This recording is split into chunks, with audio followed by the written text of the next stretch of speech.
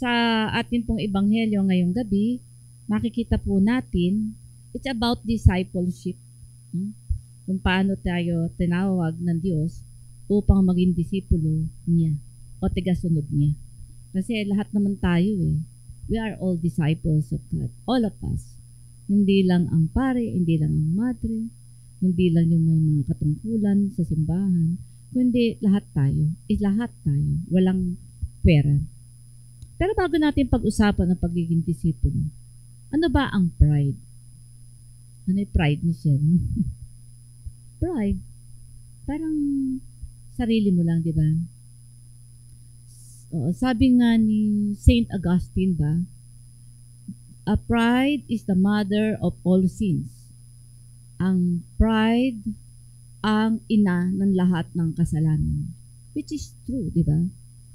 Kasi tandaan natin, di ba si Lucifer, isa siyang arkanghel, napakaganda niya, makapangyarihan, pero naging ma-pride siya masyado. Gusto niyang tumulad sa Diyos. Di ba't siya'y sumuway? Kinalaban niya ang Diyos. Na alam naman niya na ang Diyos, nilalang lang siya. Kung paano tayo nilalang. Sumobra ang pride niya. Kung kaya't siya'y kinalaban niya ang Diyos, siyempre, pwede pa siya, Diyos yun, nilalang siya. Kung kaya't nag-aya pa siya ng ibang mga anghel upang maghimagsik sa Panginoon, pero siyempre, hindi niya kaya ang Diyos. Si Archangel Saint Michael ang tumalo sa kanya at siya'y tinapon. Tawag nga fallen angels, di ba? Kaya nga meron siyang karian. Tawag natin sa kanya ngayon ay Satanas o sa impyerno. Alam naman natin na may impyerno talaga, di ba? Sa Fatima, di ba may 3 bata doon? Naikwento ko na iso sa inyo na pinakita talaga ni Mama Mary, una yung heaven, pangalawa yung hell. Sabi nga ng mga bata, buti nakita muna nila yung heaven bago nila nakita yung hell. Iyon po. Ngayon sa unang pagbasa, makikita natin yung Tower of Babel. Yung mga tao nung unang panahon, isa lang ang wika Isa sila, magkakasama sila Hanggang napunta sila sa bandang silangan, napag-isip nila na isa lang wika nun. Gumawa tayo ng isang syudad at magtayo tayo ng isang tore upang maabot natin yung langit. Ano ba yun? Di ba pride? Yumabang na sila Nakala nila, nakapantay na nila ang Diyos. So, talagang yun.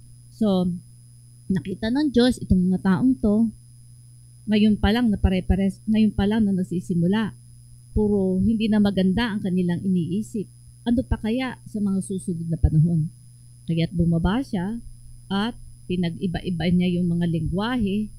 Kaya tayo may iba-ibang dialects dahil hindi sila nagkaintindihan, nagsama-sama yung magkakamukha ng lengguwahe at sila'y napunta kung saan-saan lugar. So, hindi natuloy yung balak nilang yun. Pride pa din yun, di ba? Ano pa nasa gitna ng pride? Di ba? Ako. Sarili lang ang laging iniisip. Ang pride kasi ang pinakamalaking hindrance upang maging disipulo tayo ng Diyos. Magaling ako Pagka inisip mo yun, sarili mo lang, no? Para bang hindi mo na kailangan ng Diyos. Minsan nakakalimutan ng magdasal, lalo na pag ang sarap ng buhay. Parang walang problema. Daing pera, laking bahay, milyon-milyon pera sa bangko. Kuminsan, sa sarap ng buhay, masyadong komportable. Akala nila lahat ng blessing nila galing sa gawa nila dahil naghirap sila, nakalimutan nila na may Diyos. Di ba yun yung mga taong masyadong selfish? Mapangmata, hindi mo malapitan. Kuminsan nga yung biglang taong sabihin na nating simple, mahirap, yumaman ng konti. Di ba sila nagyayabang? Di ba? Yun yung minsan nakakalimutan na pinagpala sila ng Diyos hindi dahil sa kanilang kakayahan, kundi grasya ng Diyos. Amen po. Yung pride, sabi nga, ang opposite is humility. Humility naman is the building block of a good relationship. Sa Tagalog, ang kababaang loob, ang pundasyon ng mabuting relasyon sa lahat. Amen po. Balik uli ako sa pride. Sa pride, di ba? Pag ma-pride ka, ito yung dahilan. Parang kawawa ka eh. Di ba? Parang hindi mo alam kung ano yung mali, hindi mo alam kung ano yung tama. Tapos ikaw din, pag ma-pride ka, cause ka din ng sama ng loob at sakit ng loob ng mga tao nakapaligid sa'yo. Di ba? Amen? Tama, ano? Kaya dapat humble tayo. Dapat mapagpakumbaba tayo.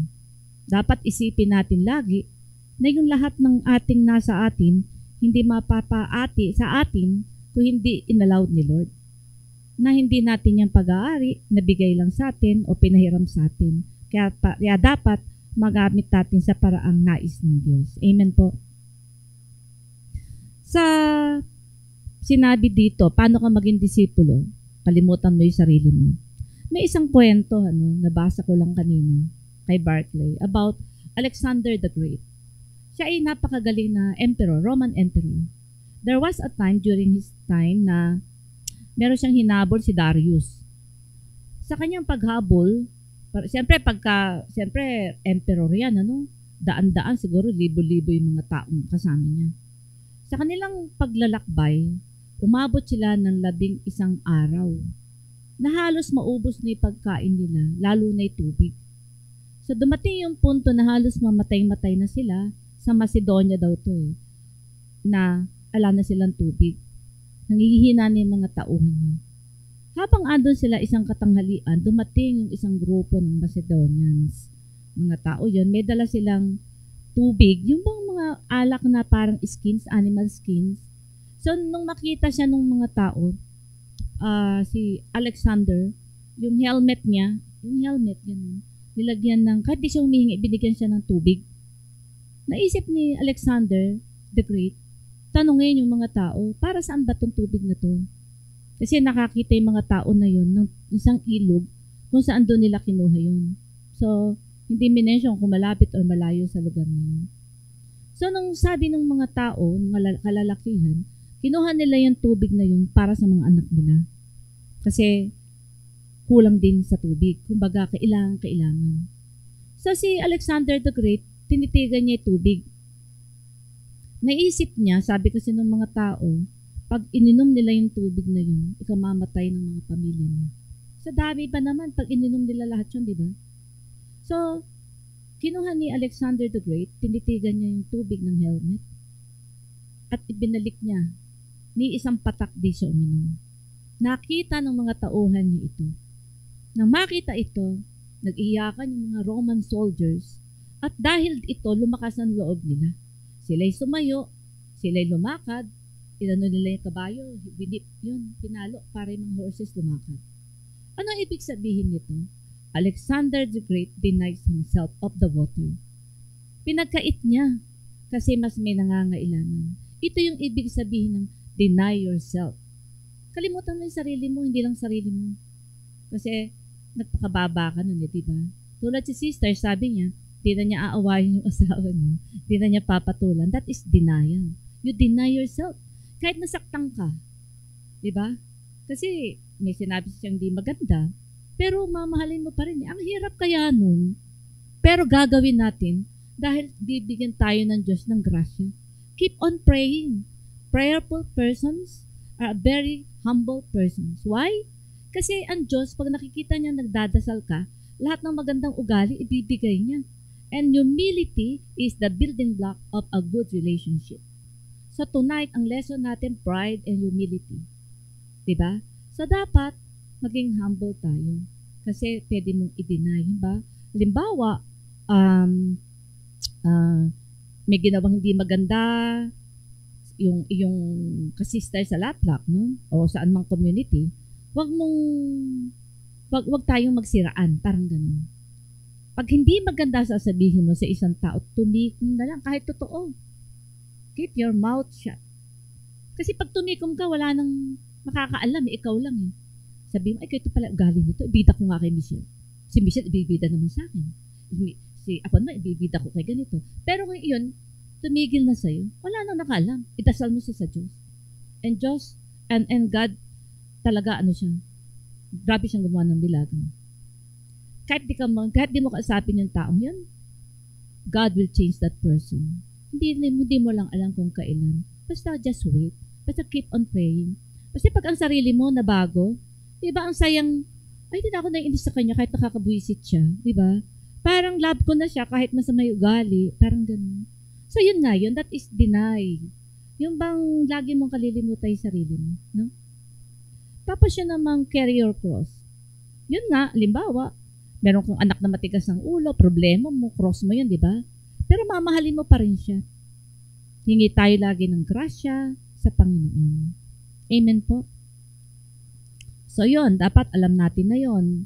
We have to be humble, maging mababang loob. Kasi pag mababay loob natin, alam natin lahat, mas lalo natin makikilala si Lord. Sabi nga, self-knowledge and knowledge of God, it falls under humility. Kasi kapag hindi mo kilala yung sarili mo, paano ka mababago? Ang alam mo sarili mo, banal ka. Nag-a-attend ka ng prayer meeting every Friday. Nagsisimba ka every day. Tapos alam mo, banal ka. Nakakatakot yun. That is self-righteousness. Kaya dapat lagi natin idadasal, self-knowledge. Lord, ibukas mo ang mga mata ko upang makilala ko kung ano ako. Ano ba'y masama akong ugali na dapat kong baguhin? Diba? Yun, self-knowledge. And knowledge of God. Knowledge of God, we can do it siyempre by praying most of the time. Diba? Sabi nga ni Mama Mary, pray. The family that prays together stays together. Walang hiwalayan yan. Ako naniniwala. No? Marami akong, last Sunday, I met mother ng patient ko nung araw pa, nung nag-uumpisa ako. 3 yung patient ko sa kanya eh. Isa pala doktor na ipanganay.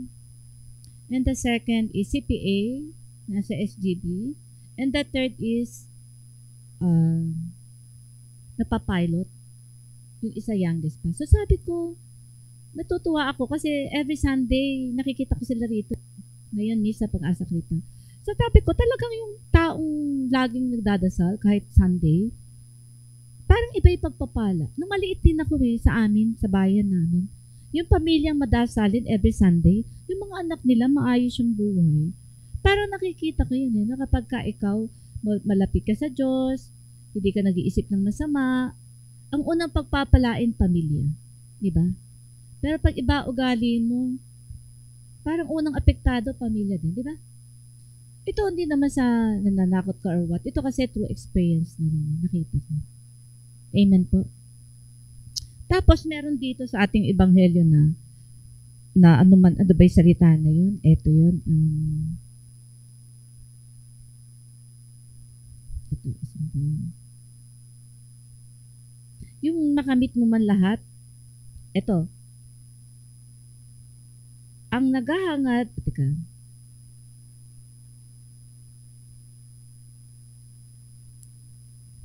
Hindi ko na makita. Ito yun, basta parang ibig sabihin nakamit mo nga lahat ang success pero na-lost naman yung kaluluwa mo. Ito naman, kwento to ng isang, kilala nyo si Henry VIII, King ng England, maraming asawa. No? Nung panahon niya, merong isang chancellor, parang cardinal. Siya very powerful sa England during that time. Kasi during that time, kung di ako nagkakamali, yung government at saka yung church, isa yung leader. No? So, during that time, itong si Henry VIII, gusto niyang i-divorce or i-annul yung marriage niya dun sa reyna. Hindi ngayon nagawa ng paraan itong cardinal nato na mapahiwalay, ma-deep annulled. So, because of that, parang initsapera siya ni Henry VIII. Nawalan siya ng power. So, nung deathbed niya, nung mamamatay na siya, nagpasabi si King Henry na gusto siyang makita.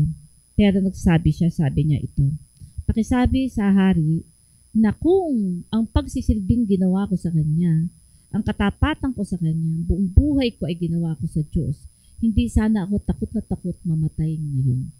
Ano ibig sabihin nun? Kasi itong cardinal na to, na pari na to, naging greedy din siya Naging stubborn din siya, masyado rin siyang ma-pride. Meaning, na-attain niya ang lahat, ang wealth, pero takot na takot siyang mamatay. Diba? Kasi dapat ambisyonin natin talaga na tayo maging handa anumang oras tayo kuhanin ng Diyos. Kasi hindi natin alam kung hanggang kailan tayo di ba? Ako, meron akong neighbor doctor, no? Cardiology siya, is very young. Hindi pala young. After a week, nalaman ko, he died. Akalain mo ba yun? Dapat director siya ng isang hospital na bagong tayo over there, somewhere over there, no? So, life talaga, yung hindi mo masabi. Kausap mo, bukas wala, no? Kaya dapat ang preparation natin hindi ko naman sinabing basta magsikap sa buhay para may maayos kang buhay dito. Pero ang number one priority is mabuhay ng naayon sa kalooban ng Diyos. Maging humble tayo para anytime tayo kuhanin, handa tayo. Kasi itong buhay natin is very short, very temporary. Life sa piling ng Panginoon is an eternal life, life full of. Hindi mo kayang ipaliwanag. Kung mababasa mo nga yung mga testimonies ng mga taong namatay at bumalik, ayaw nila nga magsibalik sa mundo. So heaven is really heaven. It's paradise. The colors of the flowers, the songs, the people there, they're all happy. And they are young kasi walang matanda sa heaven. Walang nakasalamin. Yung kung ano pinakamaganda ka, lagi ko to sinasabi, baka sumusuwa na kayo, pero sasabihin ko ulit, ganun ka. So ngayong gabi, panalangin natin sa Diyos na lahat tayo ay tunay na maging disipulo. Hindi lamang tayo, kundi ang mga mahal natin sa buhay, ating mga anak, mga kaibigan. At muli, pride ay alisin sa ating katawan, maging mapabang loob tayo, maging humble tayo, upang ang Diyos ay laging sumaating. Magandang gabi po sa ating lahat.